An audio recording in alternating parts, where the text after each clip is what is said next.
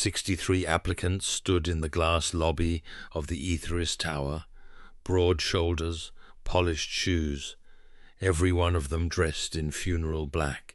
They had been hand-picked from a list of 240. Former Navy SEALs, regional MMA champions, retired federal agents, private contractors with resumes that read like action movie posters. Then the revolving door turned, and Marcus Reed walked in. His shirt was clean but creased from being folded in a drawer too long. His shoes were 8 years old, polished that morning at 4 a.m. with a brush he had owned since basic training. And behind him, holding his right hand, was a 6-year-old girl in a yellow raincoat, clutching a stuffed white rabbit with one ear that had been stitched back on 3 times. The laughter started before he reached the reception desk. Someone in the back row said it loud enough to carry. "Wrong floor, buddy. Daycare's in the basement." Another voice added, "Bring your resume and your kid." Bold strategy. A ripple of low chuckles moved through the chairs. Marcus did not turn around.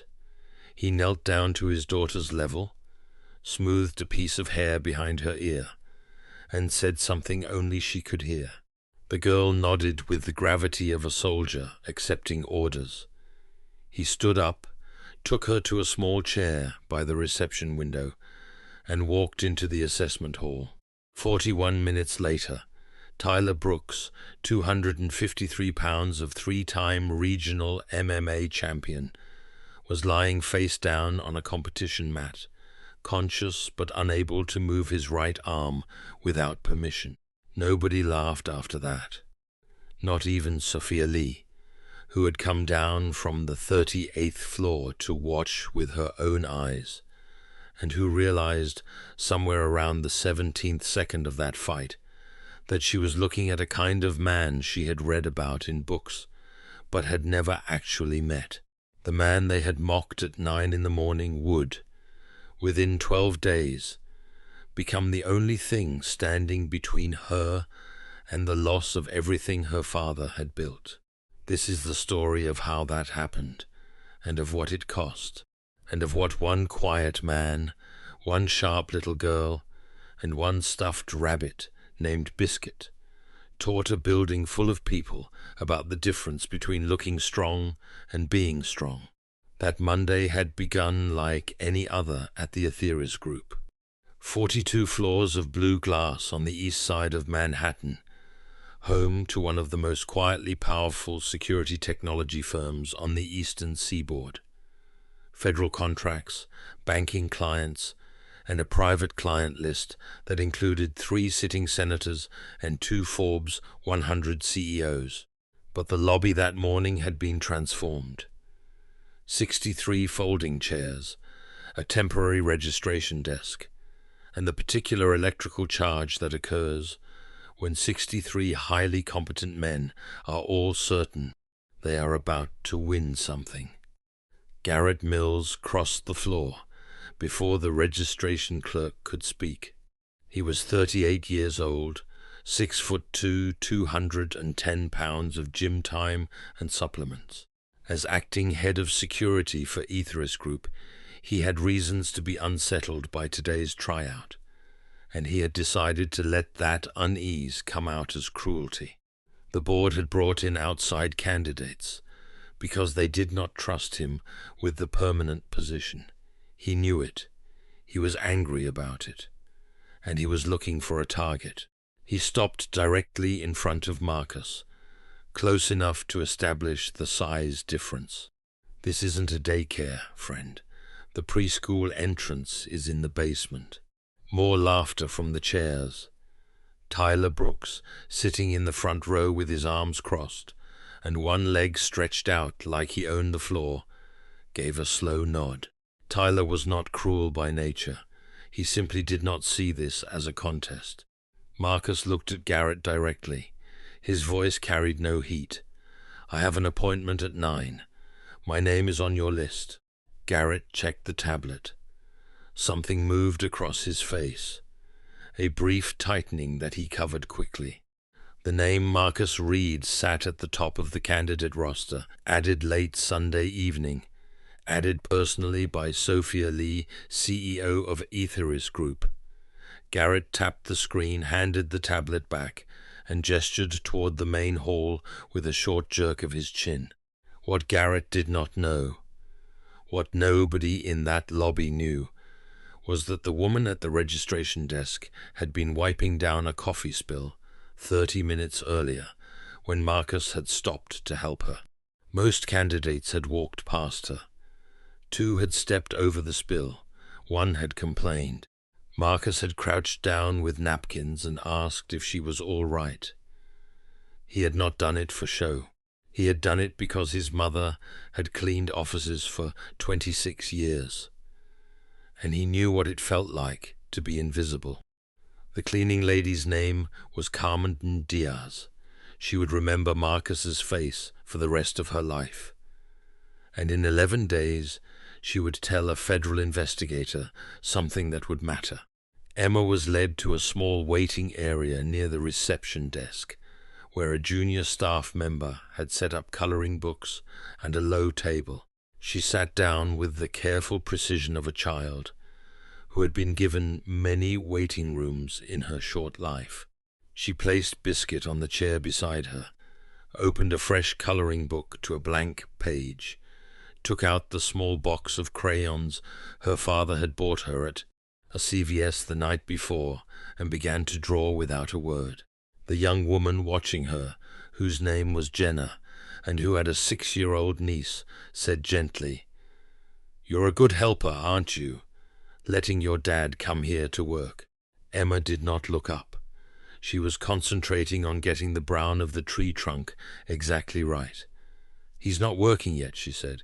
"He's auditioning, like for a school play." "Is he good at auditions?" Emma considered this. "He doesn't lose," she said, "but he never says that out loud." The first round was not about strength. It was about judgment. Each candidate was given 3 minutes at a standing desk, 1 interviewer, and a set of scenario questions designed to test how a man thought when there was no time to look smart. The men ahead of Marcus arrived with laminated credentials, framed citations, printed service records. 1 man set down a folder 12 pages thick. 2 of them opened with the phrase, "I've been doing this for 15 years." Marcus came to the desk with nothing in his hands. The interviewer looked up. "Your CV?" Marcus placed a single sheet of white printer paper on the desk. On it was a phone number and 1 line of text, written in pen. "Call this number if you need verification. Ask for the general." The interviewer studied it. Garrett Mills, standing nearby with his arms folded, exhaled through his nose, the sound a man makes when he has decided to be patient in a theatrical way. "You're serious," Garrett said. "Very," Marcus said. The second part of the round was a video assessment. Each candidate watched a 90-second clip of a simulated threat environment, a crowded charity gala, multiple actors moving through the frame, a principal figure in the foreground. They had 30 seconds afterward to identify danger points and propose a response protocol. Tyler Brooks watched the video, paused 2 seconds, and identified 4 of the 6 marked threat positions. He spoke clearly, with authority. The room gave him quiet approval. He had earned it. Marcus watched the video once. He stood with his arms at his sides and said, 6 marked positions, 2 unmarked. The camera dead zone behind column 3 on the left side gives an unobserved approach angle of approximately 4 feet. The man in the green jacket has shifted his hand position 3 times since the video started. He is carrying something he has not yet decided to use. The waiter in the back left, near the kitchen door, is wearing service shoes that don't match the rest of the staff's. Probably nothing. But I would want eyes on him before I cleared the room. The interviewer, who was a former Secret Service detail leader named Daniel Kessler, stopped writing, and looked up. "Where did you train?" Marcus met his eyes for half a second, around. Garrett Mills let out a short laugh. Lucky guess on the green jacket. Marcus returned to his seat. He did not respond. Daniel Kessler wrote something in the margin of his clipboard and circled it twice. Upstairs on the 38th floor, Sophia Lee was watching the live feed on the monitor above her desk. She sat in a straight-back chair with a notepad on her knee that she had not written on in 25 minutes. Her assistant, Riley Brennan, stood near the door with the careful posture of someone trying not to interrupt thinking. "He doesn't look like the usual type," Riley said. "No," Sophia said, "he doesn't." 3 weeks earlier, an unmarked envelope had arrived on her desk. Inside was a 12-page document about one Marcus Reed. Service record, skill assessment, personal profile, no sender name, no return address. At the bottom of the last page, a single typed sentence. "She will need him." She had run the sender's number. She had not yet received a name in return. She had, however, learned 3 things about Marcus Reed on her own. He had served 7 years in the Army's 1st Special Forces Operational Detachment Delta, with 2 of those years in a close protection unit. He had left the service 3 years ago, 60 days after his wife was killed by a drunk driver on Interstate 95, and he had spent the last 18 months working part-time as a school crossing guard in Queens, while raising a daughter alone.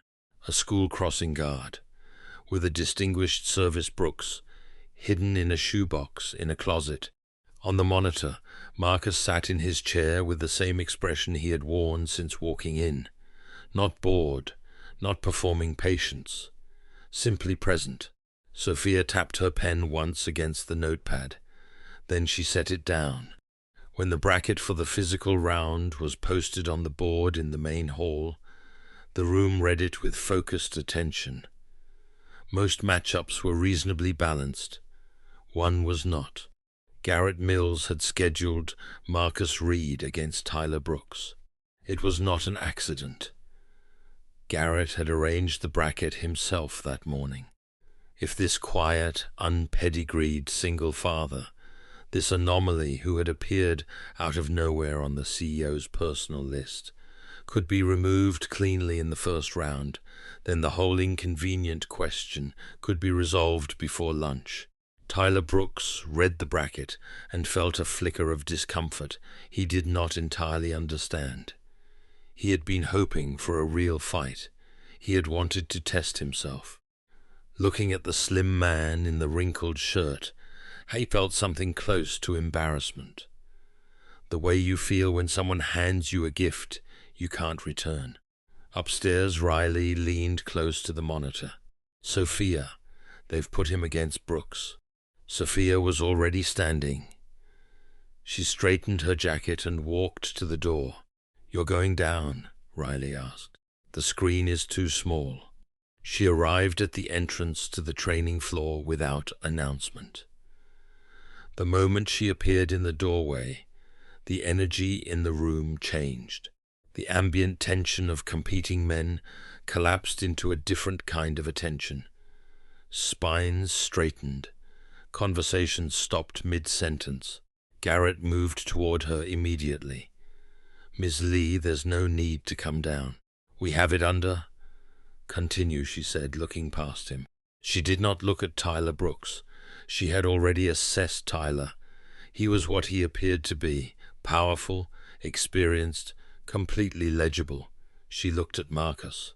He was crouching at the edge of the mat, retying the lace on his left shoe. He was not looking at Tyler. He was not looking at the crowd. He was not looking at her. In the 12 years since Sophia Lee had become the youngest CEO in Etherese's history, she had sat across from hundreds of people who had been trying very hard to make an impression on her.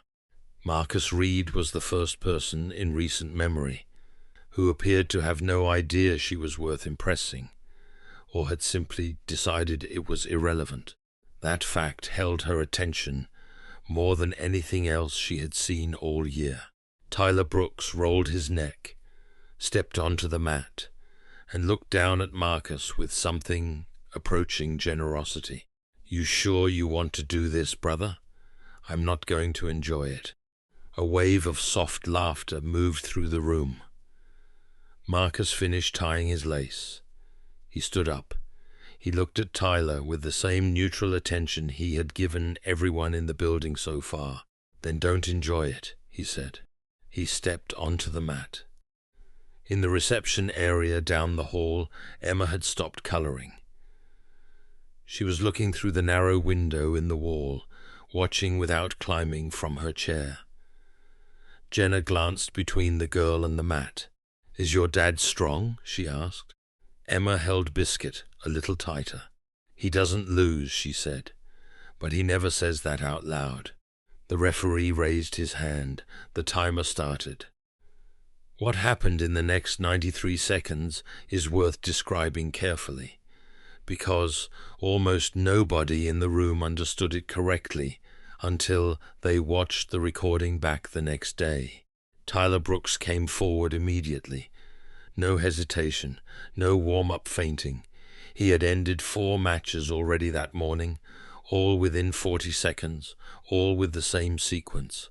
Close the distance, establish grip, control weight, finish on the ground. It was a clean, professional approach, and it had worked perfectly every time. He applied it now. He shot for the legs in a textbook double-leg takedown. Marcus was not where Tyler expected him to be. It was a small thing. 3 inches, maybe 4. Marcus had shifted his weight to the outside edge of his left foot in a way that redirected Tyler's approach angle by about 6 degrees. It was barely visible. It was also the reason Tyler's grip closed on air instead of thigh. Tyler recovered fast. He was a professional. He came again with a more controlled setup, jabbed twice at Marcus's face to draw a reaction, and shot in lower. Marcus absorbed the second jab. It hit his cheekbone hard enough to draw blood from inside the lip. He took the impact, used the shock of it to commit Tyler to the angle, and pivoted. The crowd saw Marcus take a clean shot to the face. They saw Tyler's takedown attempt connect. They saw both men go to the ground, and several of them assumed it was over. It was not over. On the ground, in the half-second it took most observers to register what had happened. Marcus was already in a position no MMA fighter would willingly enter, because in MMA it would expose his back. But this wasn't MMA. There was no cage, no weight class, no judges. There was only one rule, and that rule was that one of them had to stop being a threat. Marcus took Tyler's right arm at the elbow joint with one hand and at the wrist with the other, using a pressure point grip that was not legal in any sanctioned sport because it could permanently damage the radial nerve. He did not damage it. He applied just enough pressure to inform Tyler's body that further movement would be a poor decision. Tyler, who had been in this position with other fighters before, tried to roll out. The roll was the right move against a sport opponent. It was the wrong move against someone trained in close protection scenarios, where the opponent might have a knife in his other hand. Marcus had anticipated the roll. He used Tyler's momentum, redirected it 90 degrees from where Tyler expected, and Tyler ended up face down on the mat with his right arm at an angle that produced an immediate, involuntary, animal-level signal to stop fighting. Tyler tapped. Total time, 93 seconds. The room was silent. Not stunned silent, the other kind. The silent of men recalculating everything they had thought they knew. Marcus released the hold immediately. He stood up, offered Tyler his hand, and waited. Tyler looked at the hand. He could have refused it.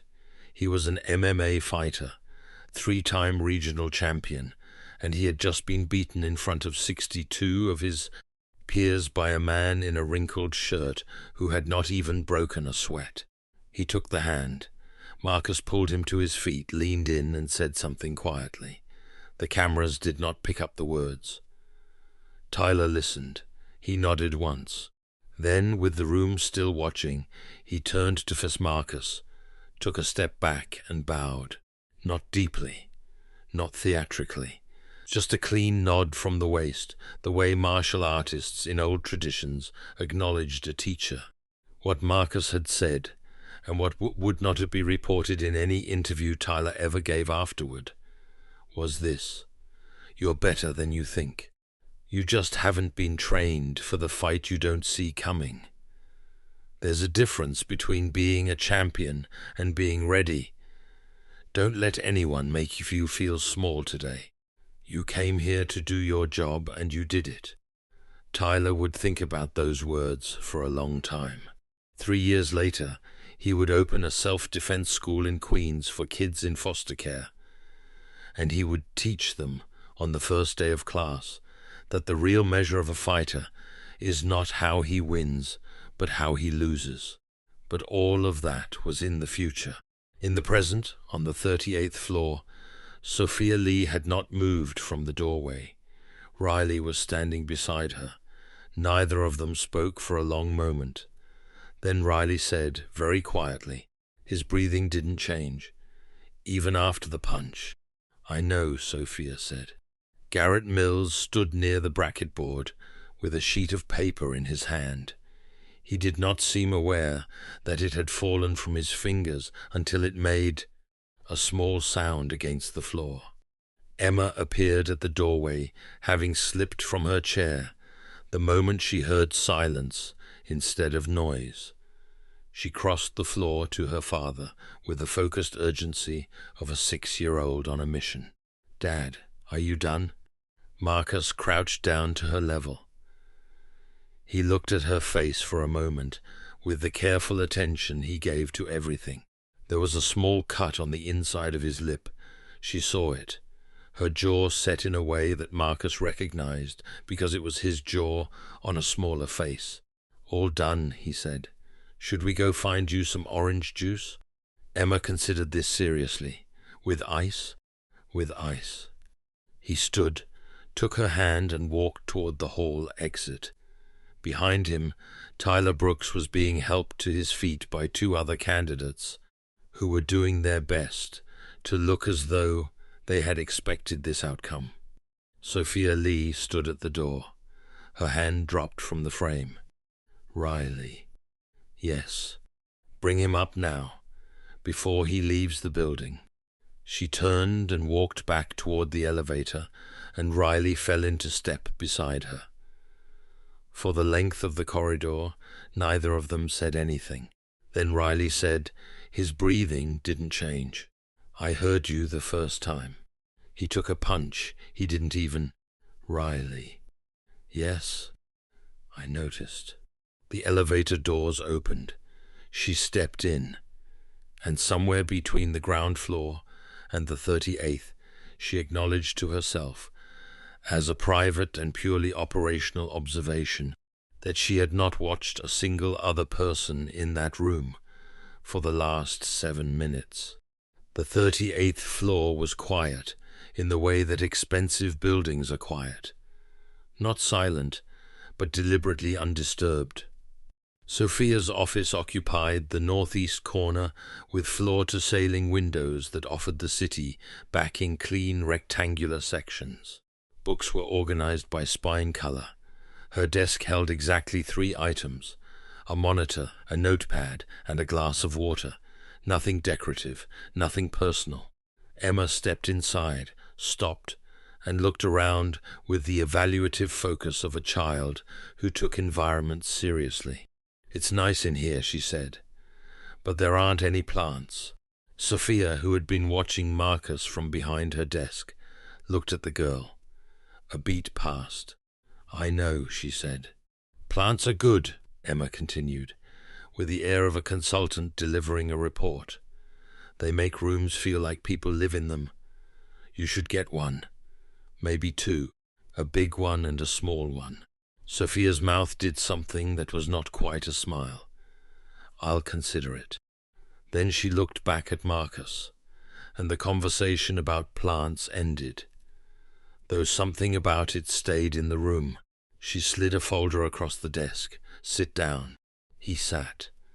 Emma settled into the chair beside him, opened a small notebook from her coat pocket, and began drawing without being asked. Sophia asked about the technique on the mat. He said it came from specific training in specific environments. He did not elaborate. She asked about his service record.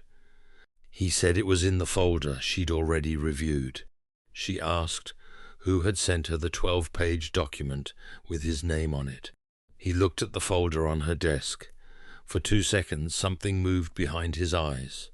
A recognition, a calculation, and then a deliberate settling. I have a guess, he said. I'd rather not say a name out loud until I'm sure. She watched him. Why? Because if I'm right, the person who sent it doesn't want to be known yet. And if I'm wrong, I'd rather not slander a friend.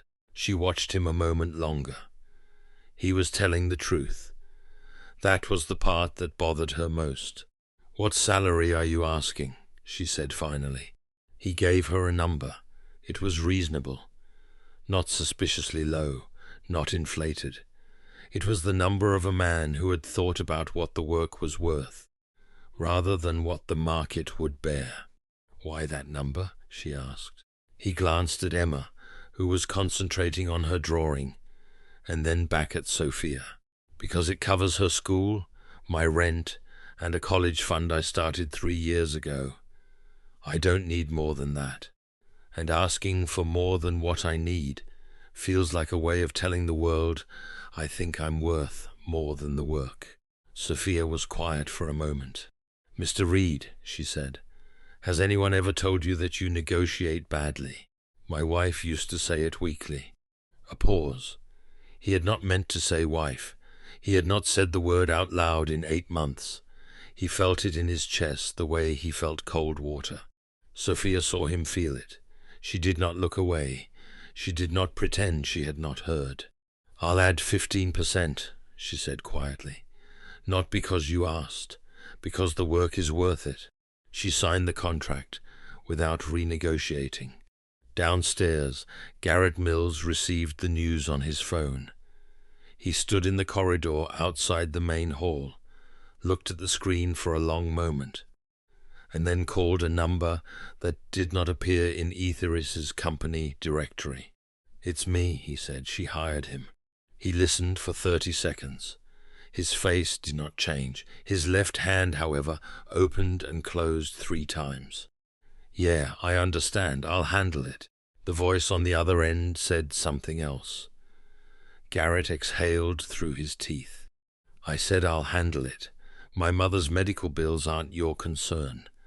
I know what I owe you. He hung up. He put his phone in his pocket. He smoothed the front of his jacket, and he went back inside to conclude the rest of the tryout as though nothing had happened. The first 7 days, Marcus worked like a shadow. He stayed exactly 1 step behind Sophia. Not 2, not beside her. 1 step. The positioning was precise enough that Sophia noticed it on day 2 and said nothing because there was nothing to say about it. It was correct. It was how it should be done. He knew which doors had delayed hinges before he reached them. He read meeting rooms before she entered them, not conspicuously. Just a half-second pause at the threshold, eyes moving once across the space. He knew when someone in a room was carrying tension before the conversation revealed it. In 7 years of running Etheris, Sophia had never had a security detail she forgot was there, because it simply functioned so naturally. She had spent those years finding ways to move around her guards. She did not find herself doing that now. She also noticed he did not look at her the way people usually looked at her. The particular voltage that occurred when someone was aware they were standing near a CEO That low-grade performance energy, the slight over-positioning of the body toward power, was absent in him.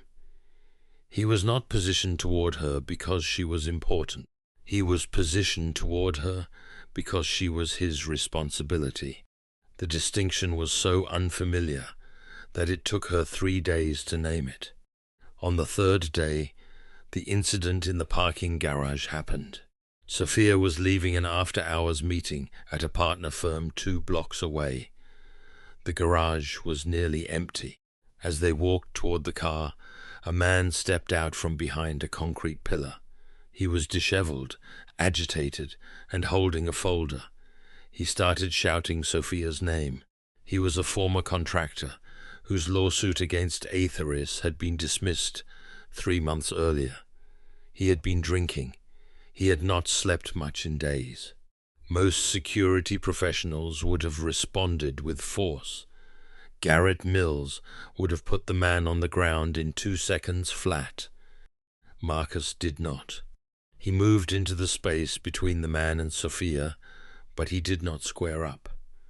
He kept his hands open and visible. He angled his body slightly to the left, which closed the line to Sophia without making the man feel cornered. "Sir, my name is Marcus. Can I see what's in the folder?" The man stopped shouting. He had been ready for a fight. He was not ready to be asked a question. "It's the dismissal. They threw it out." "Can I look at it?" The man hesitated. Then he handed it over. Marcus glanced at the top page, nodded, and handed it back. "Mr. Delaney, you had a real grievance. The way it was handled was wrong." "I'm not going to pretend it wasn't. But standing in a parking garage at 10 p.m. is not how you fix it. You're going to scare people, and then they're going to call the police, and then you'll have a record that makes it harder to get hired anywhere else. That's not what you want." The man's eyes filled with tears. He was 47 years old. He had been laid off twice in 3 years. His wife had moved out in March. "I just want someone to listen." "I'm listening right now. Ms. Lee is going to walk to her car. Then I'm going to come back and listen for 10 more minutes. That's the deal." "Deal?" The man nodded. Marcus walked Sophia to her car. He sat her inside. He locked the door. Then he walked back across the garage and stood with Frank Delaney for 11 minutes while the man cried and explained that he had a daughter in college and no insurance. When Marcus finally got back in the car, Sophia was watching him through the rearview mirror. "You handled that without touching him." "Yes. Most people in your line of work would have escalated." Marcus put the car in drive. "Most people in my line of work haven't read the man's case file. He's not dangerous. He's drowning. There's a difference." She studied his face for a moment. "When did you read his case file?" "My first morning. I read every case file connected to Aetheris that ended in a dismissal in the last 2 years. Anyone with a grievance and nowhere to put it is a potential security event. Better to know who they are before I meet them in a garage." She did not respond. She was thinking about the difference between a man who looks for threats and a man who looks for people. On the 5th day, the daycare called at noon.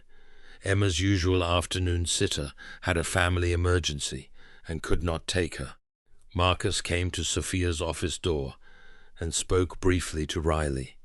Riley came in and started to explain it as a logistical complication that required his absence for the afternoon. "Bring her here," Sophia said. Riley paused. Sophia had already turned back to her screen. Emma arrived 45 minutes later with her backpack and her coloring kit. She said hello to Sophia. She put Biscuit on the corner of the waiting room couch. She sat down with her supplies, and she worked quietly for the entire afternoon without interruption. At 4:30, she walked to Sophia's open office door and held out a folded piece of paper. Sophia opened it. It was a drawing in crayon. 3 figures in front of a house. 1 tall figure with dark lines for a jacket. 1 figure with long hair and a grey dress. 1 small figure holding something white and round, which was presumably biscuit. The sky was yellow. Sophia looked at it for a long time. She folded it carefully and opened the top left drawer of her desk and placed it inside. She did not put it in the recycling bin under the desk, which is where paper without operational relevance went. That evening, Sophia received an email from an anonymous address. The message was 9 words. You're being sold, and you don't know it yet. Attached was a screenshot of a clause from a contract she had signed 6 months earlier. A merger framework agreement with Sterling Holdings, led by Edmund Vance. The clause had a small section marker at the bottom. Section 9. She called her legal team. Her primary contract attorney did not pick up. His assistant called back 40 minutes later, with an explanation that felt carefully constructed. Sophia sat at her desk after the call and looked at the framed mission statement on the wall across from her without seeing it. Marcus was standing near the window. He had been there since she finished the call. "Do you know anything about this?" she asked. "Not enough yet, but I'm looking." She handed him the printout of the email. He read it twice. "Section 9 is a control transfer trigger," he said. "If Aethris fails to meet certain financial benchmarks in Q4, governance shifts to the merger partner during the transition period. It's not unusual on its own, but it's the kind of clause that gets activated when someone has a reason to want it activated. You read it. My first morning. Section 9, Section 14, and Appendix C. I can't protect you if I don't understand the ground you're standing on." She was quiet for a long time. "Why didn't you tell me you'd read them?" "Because it wasn't my place to bring up your contracts unprovoked. You hired me to keep you safe. Reading them was part of that. Speaking about them without cause was not. You're a strange man, Mr. Reed. My wife used to say that too." The dinner with Edmund Vance was arranged for Thursday evening at a restaurant on the 40th floor of the Bellwether Hotel, the kind of place where the lighting was designed to make powerful people look comfortable. Vance was 62 years old. He had the polished benevolence of men who had learned that appearing harmless was a more effective strategy than appearing strong. He stood when Sophia arrived, expressed genuine-sounding pleasure, and ordered a bottle of wine from a list that cost more than most people's monthly rent. He acknowledged Marcus with a brief look, the particular look of a man who had just completed an accurate assessment and found it worth noting. The meal moved through its early stages with the performance quality of 2 skilled negotiators who had agreed to enjoy the theater of the thing. Vance spoke about the Sterling partnership. He used words like synergy and family without embarrassment. He mentioned 3 of Sophia's initiatives by name in ways that showed he had done his research. Then, halfway through the main course, he set down his fork and looked at her with the warmth of a man about to deliver bad news kindly. "I have to ask, Sophia. Your daughter, the one in the photo on your desk. Rachel, isn't it?" Sophia's hand stilled. "I don't have a daughter, Edmund." Vance laughed, a small embarrassed laugh. "Of course. My mistake. I was thinking of your security officer's child, the little girl. She's at, what is it, Whitfield Montessori on East 72nd. I have a granddaughter at the same school, lovely place. Very secure, I'm told." The temperature at the table dropped. Marcus was standing at the wall behind Sophia's chair. He did not move. His face did not change. His hands remained at his sides, still and open. But Sophia, who had developed a careful instinct for the mood of the room, felt something behind her shift. Not loudly, not dramatically, just a quiet adjustment, like a door being closed to a draught. She set her wineglass down. "Edmund, are you asking about my employee's daughter?" "Just making conversation. She seems like a sweet kid. I saw her when I came by the office last Tuesday. She was drawing trees, I think." "You came by the office last Tuesday for 5 minutes to drop off the revised projections. Garrett let me up. He was very accommodating." He smiled. He did not look at Marcus. He did not need to. The message had been delivered. Sophia picked up her wineglass again. Her hand did not shake. She was a Park, and Lee's did not shake at dinner. "Edmund, I appreciate you mentioning the school. Whitfield Montessori has excellent security. 3 private guards, 2 of them former NYPD. The pickup protocol requires biometric verification of the parent or designated guardian. I know because I asked yesterday.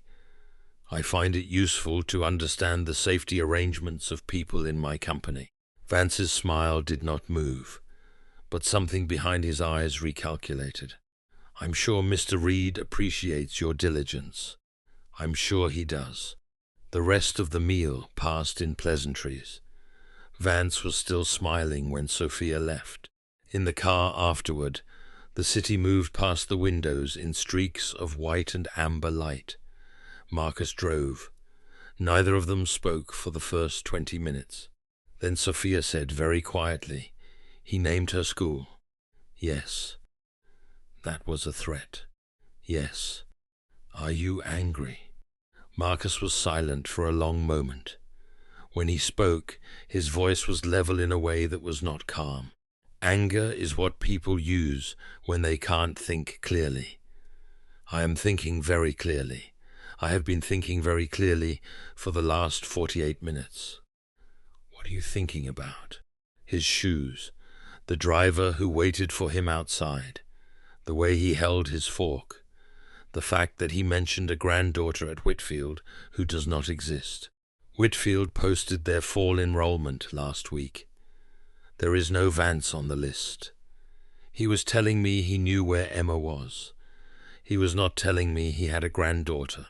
She watched his eyes in the rear-view mirror. "Will Emma be safe?" "Emma will be safe. I've already moved her. She's with my mother in Saratoga Springs as of 3 hours ago. I sent the message before we walked into the restaurant. I had a feeling." "You had a feeling." Vance took that meeting too easily. Men like him don't take meetings unless they think they've already won. So I prepared for the possibility that he had. Sophia was quiet for a long time. She watched the streetlights pass. "Marcus." "Yes, ma'am." "You don't have to call me ma'am." "I know." "Then why do you?" "Because the moment I stop, I'll start treating this like it's about you and me. And it's not. It's about keeping you alive long enough for it not to be about either of us." She did not answer. She was thinking about what it meant that the only person she fully trusted was the one most determined to keep his distance. 3 nights later, the security log for the Atheris basement parking level showed an 11-minute gap. No footage, no error code, just the gap itself, which was technically impossible under the current system, unless the gap had been created by someone who understood the system well enough to edit it. Marcus found it during his standard end-of-day review. He did not report it immediately. He made a copy of the log, closed the original, and sat for a long time in the security office on the 2nd floor, looking at the 11-minute window. He had spent 4 years in a combat applications group unit that specialized in identifying internal network compromises, situations where the threat was not coming from outside, but from within a trusted structure. He knew what the early architecture of a betrayal looked like. He was looking at it now, Garrett Mills had access to the camera system. Garrett Mills had a phone number in his contacts that did not belong to Etheris. Garrett Mills had been in the building during those 11 minutes. But Marcus also knew something else, because he had been doing the work for 3 weeks by now. Garrett Mills had 2 things on his record that did not appear in his Etheris application. A gambling problem that had cost him his marriage in 2022, and a mother in a memory care facility in New Jersey whose monthly bill ran $9,000 and whose insurance had stopped covering her in March. Marcus sat with that information for a long time. He did not feel sympathy, exactly. Sympathy is for people who have not yet hurt anyone. Garrett had crossed lines that closed certain doors permanently. But Marcus also understood, as he had understood about Frank Delaney in the parking garage, that men did not become traitors out of pure malice. They became traitors out of math. They added up what they owed, and what they could not pay, and what someone was willing to pay them for, and the math gave them an answer they would not have accepted from a stranger. Marcus closed his laptop. He began to build a different kind of record. The conversation about Sarah happened on the 12th night. Emma had stayed in Saratoga Springs. Marcus had not seen his daughter in 9 days. He was working an 18-hour shift, sleeping in a cot in the security office, and the strain was beginning to show in places he did not allow himself to acknowledge. Sophia came down to the security office at 11 p.m. with 2 cups of coffee. She set one in front of him without asking. "You haven't been home?" "No." "You haven't seen her?" "No." "How are you holding up?" He looked at the coffee. He looked at the screen. He looked at Sophia. And for the first time since she had hired him, he answered a personal question with a personal answer. "I'm not. I'm holding the line. There's a difference." She sat down across from him. She did not say anything for a while. "Tell me about her," she said finally. "Not Emma, her mother." Marcus was quiet for a long moment.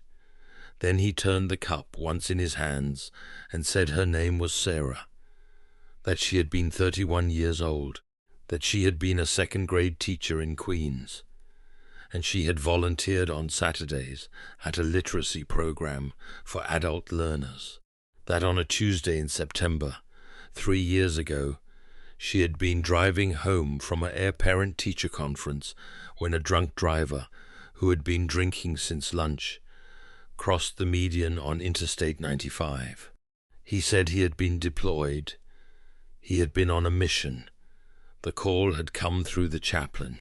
He had been on a transport home within 6 hours, and out of service within 60 days, and that he had not gone back.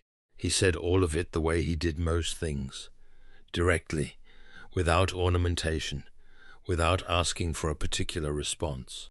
Then he said something he had not said to anyone before. "I was good at the work. The unit wanted me to stay. They offered me everything. I told them no, because Emma was 3 and her mother was gone, and she did not need to lose 2 parents to that war. And every day for the last 3 years, I have wondered if the reason I left is the reason I left, or if I left because I was scared of going back, of losing her too. Of what kind of father I would be if I stayed in, I don't know. I think about it every morning before she wakes up." Sophia did not offer sympathy in the standard arrangement of words. She sat with it for a moment, and then she said, "Is that why you always stay exactly 1 step back?" He looked at her. For the first time since she had known him, the expression on his face was not the expression of a person doing a job. It was something older and less defended than that. He did not answer, but he did not look away. "Marcus, yes, you were not scared. You were responsible. There is a difference. The same difference you talked about in the car. Being a champion versus being ready. You were ready to be her father. That's not fear. That's the bravest thing a man can do. He looked down at his hands. His shoulders moved once. He did not cry. He had not cried in 3 years. He was not going to start now in a security office at 11 p.m. on a Wednesday. But he did, very quietly, set down the coffee and put his face in his hands for a moment. Just for a moment, just long enough for one breath to leave his body and another to come in. When he looked up, his eyes were clear. He looked at Sophia. "Thank you." "For what?" "For not telling me I was wrong, or right, just for letting it be what it was." She nodded. In the morning, she called the investigator she had retained separately from her legal team, the one no one at Etheris knew about. She gave the investigator the phone number from Marcus's original sheet of white paper. The result came back within hours. The number belonged to a retired brigadier general named Walter Greaves. Greaves had commanded Marcus's unit during the last 2 years of his service. Greaves was the one who had sent the 12-page document. Greaves knew about Vance. Greaves had known for longer than Sophia had. Greaves had served on a federal advisory board with Edmund Vance in 2019. He had walked off it after 6 months, refusing to give a reason. He had then spent 2 years quietly building a file. He had sent that file to Sophia when he learned that Vance had targeted Etheris. He had sent Marcus to her as a separate matter, not as a weapon, as a friend. Sophia read the report and sat back in her chair. She looked at the ceiling for a long moment, and then she said to herself, in the empty office, the only sentence that felt accurate, "I have been surrounded by people who care about me, and I did not see them." The emergency shareholder session arrived on a Tuesday. Edmund Vance had called it with the formal language of process, a performance review, a routine Q4 evaluation, a conversation about alignment, but Marcus had been tracking the peripheral activity for 11 days by then, and what he saw in the 48 hours before the meeting was not consistent with a routine anything. 2 of the building's service elevators had been accessed after hours by maintenance badges that had not been checked out through the standard system. 3 external visitors had been registered under a consulting firm name that did not appear in Aetheris's vendor database. Carmen Diaz, the cleaning lady, had told Marcus on Monday morning that she had seen Garrett let 3 men in suits into the eastern stairwell on Sunday at 8 p.m., when the building was supposed to be empty, and on Monday evening, the motion sensors on the 38th floor had logged a 6-second anomaly in the eastern corridor. 6 seconds during which they detected presence and then stopped detecting it, which meant they had been overridden rather than fooled. Marcus built the picture piece by piece. The picture that emerged was this. Someone was planning to access the Aetheris central server during the shareholder session, when every decision-maker in the company would be in one room, focused on one problem, facing one direction. The server held client data for 900 corporate accounts. In the wrong hands, in the hours before a forced leadership transition, it was worth more than the merger itself. He had 40 minutes. He moved through the building the way he had been trained to move, not running, not conspicuous, but with the particular efficiency of a person who has decided on a route and committed to it entirely. He cleared the lower floors. He confirmed the boardroom was secured. He placed Riley at Sophia's side with a coded earpiece. He walked the perimeter. He alerted the FBI contact, General Greaves, had given him 3 days earlier and confirmed They were already in position outside the building. They had been waiting for the call. Then he went up to the 38th floor, via the fire stairwell at the back of the building. They were already there. 4 men, professional and unhurried, moving toward the server room with the confidence of people who had been told the floor would be clear. It was not clear. The first man was the closest to the server door, and he was the youngest. Marcus took him from behind without sound. A controlled chokehold, 6 seconds. The man's body lowered to the carpet without impact. The other 3 did not see it. The second man heard the sound of breath leaving the first man's lungs and turned. Marcus was already moving. The second man got off 1 shot from a suppressed pistol. It went into the wall above Marcus's left shoulder, 3 inches off. The shooter did not get a second shot. Marcus closed the distance in under a second, deflected the gun upward, struck the median nerve at the inside of the elbow, and the gun fell. 11 seconds. The second man went down. The third man was older. He had military training.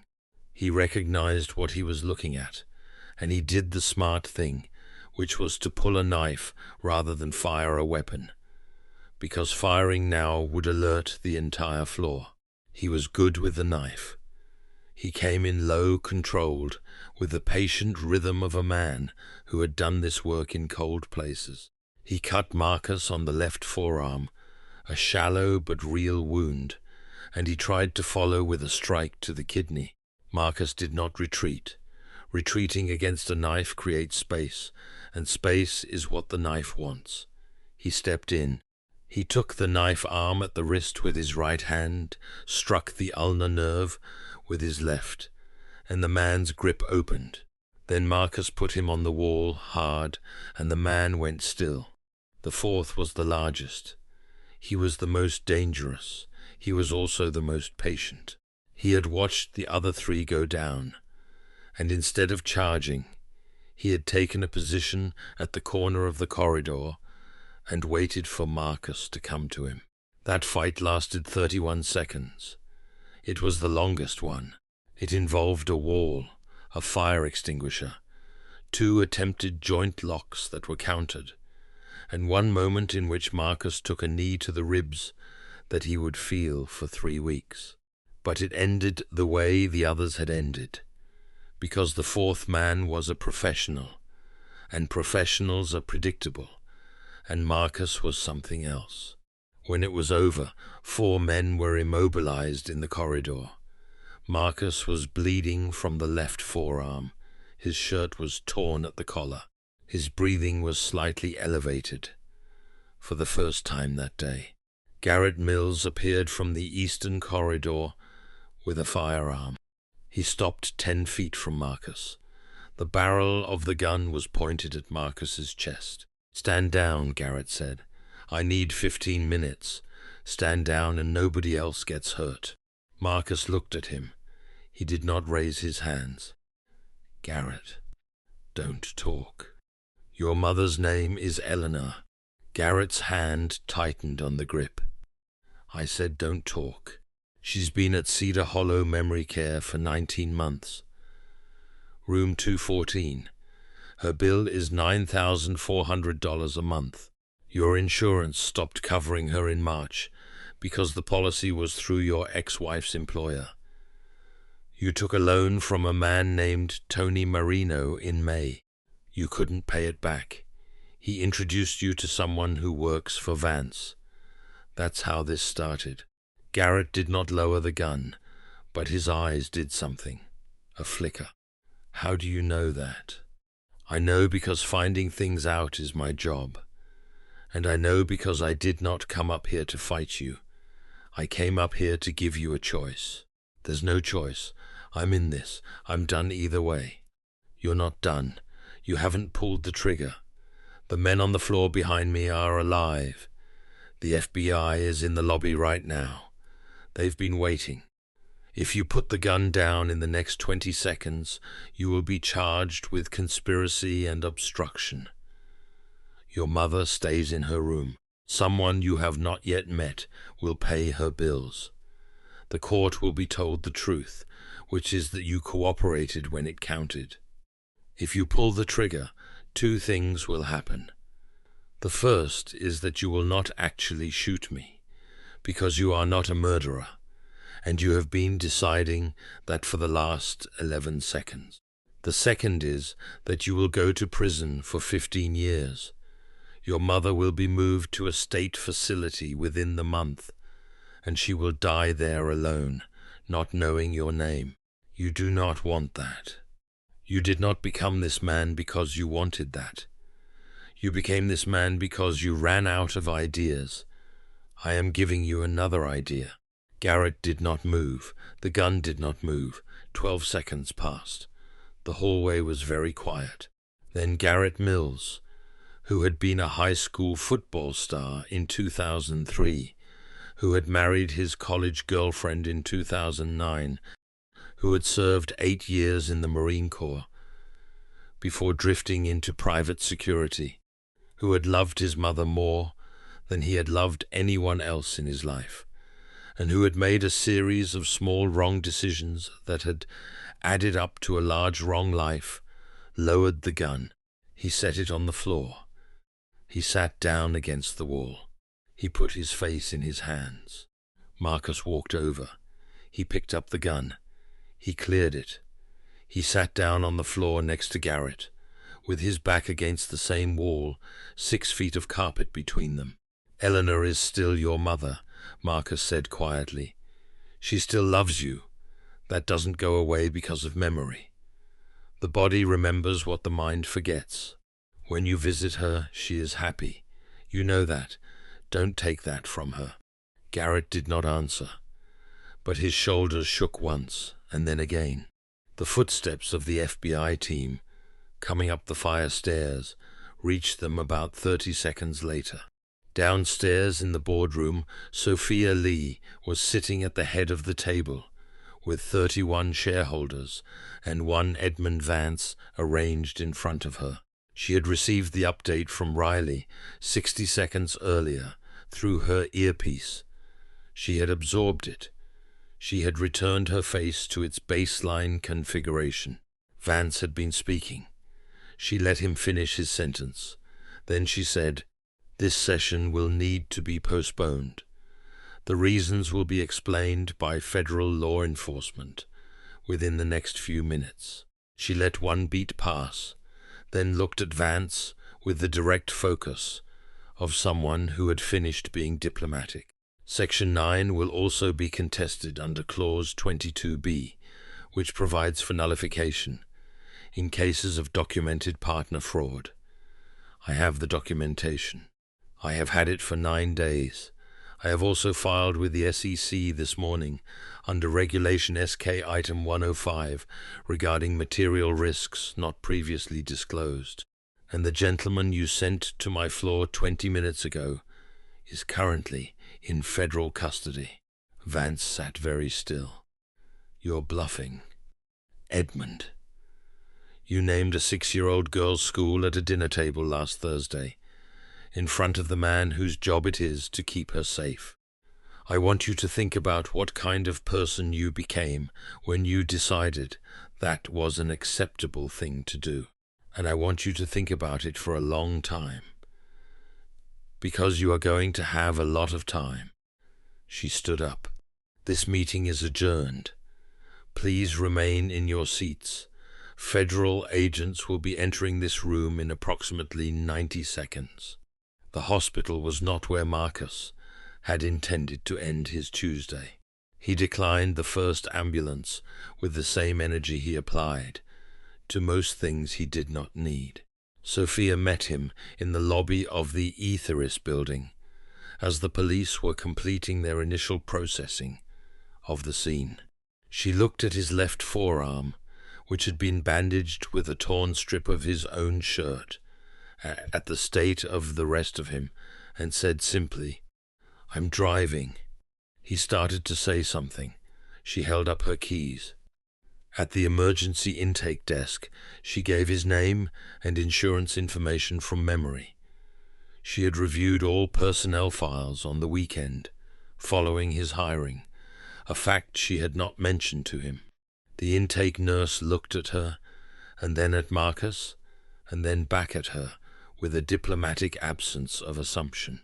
In the exam room, while they waited for the attending physician, Sophia took the gauze from the supply shelf and began to work on the cut on his forearm. She did this without asking permission, which he found notable. "You know how to do this," he said. "No, but I learn quickly." He watched her work for a moment and did not say anything further.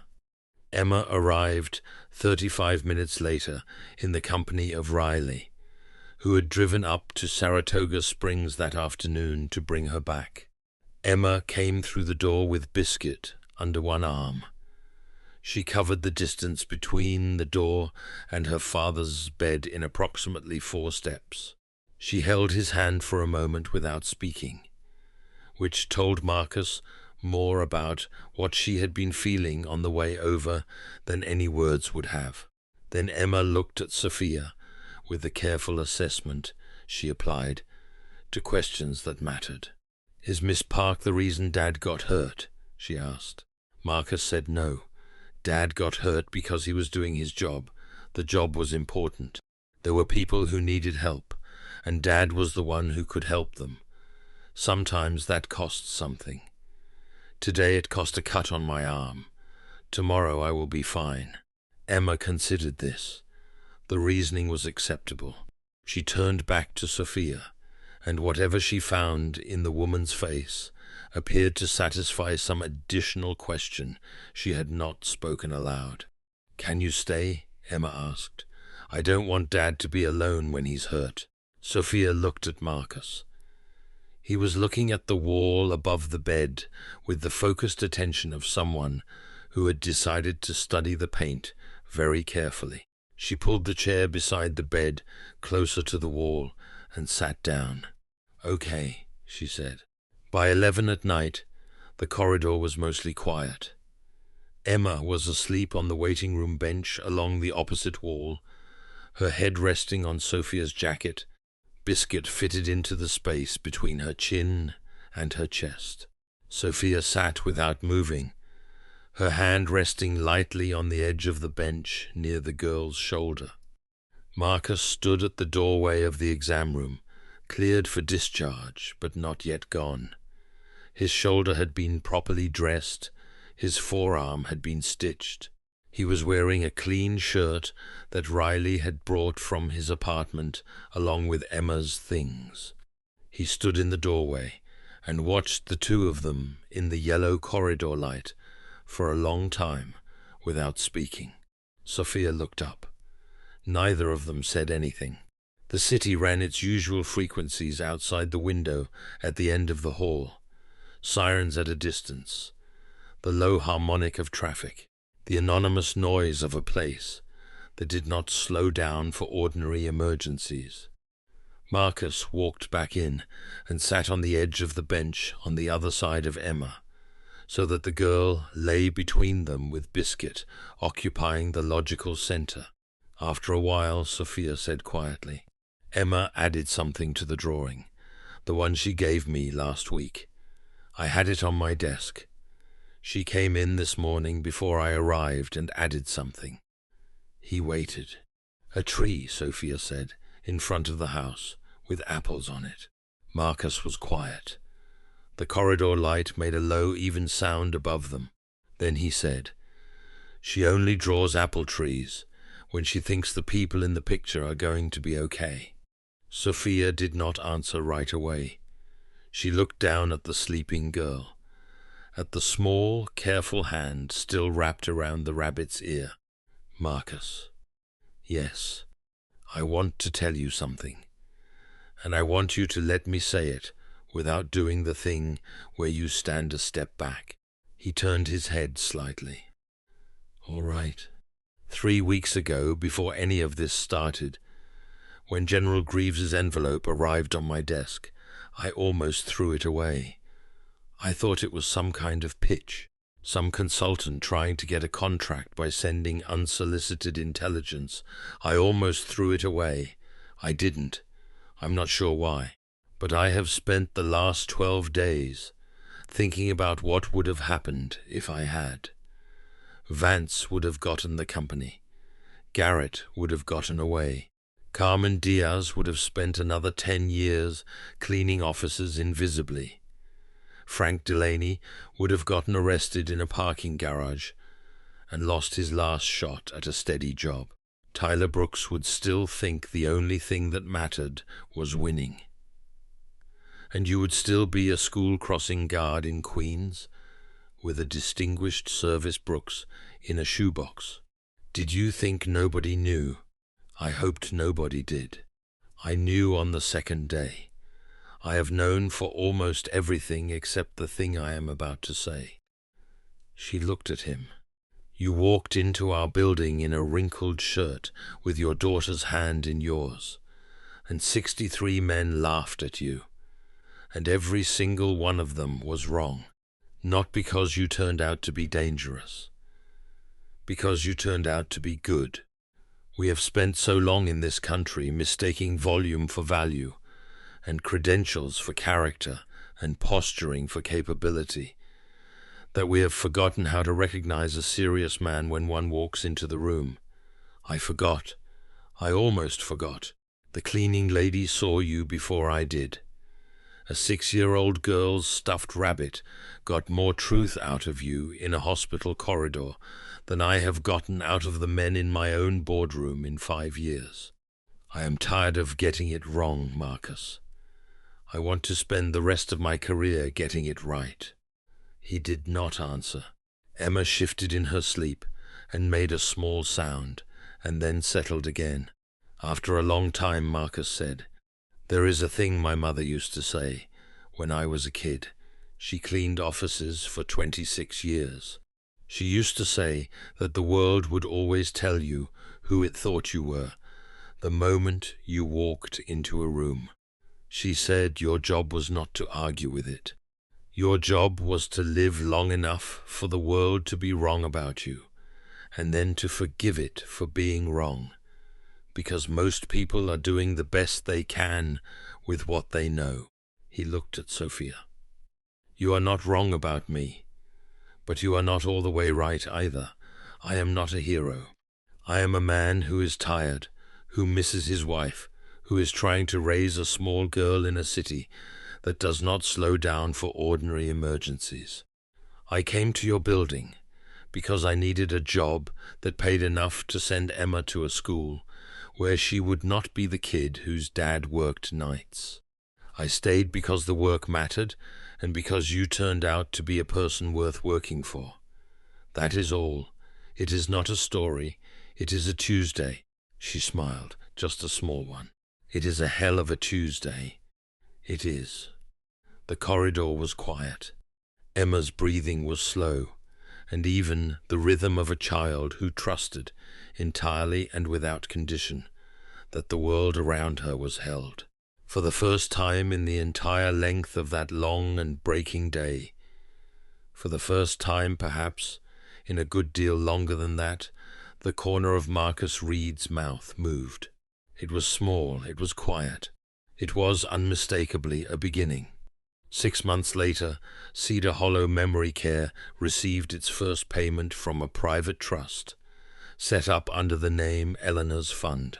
Garrett Mills, serving year 1 of an 8-year sentence after federal cooperation, would not learn for another 3 years that the fund was paid for, in full and in perpetuity, by the woman who had once been his employer. Tyler Brooks opened his self-defense school in Queens that spring.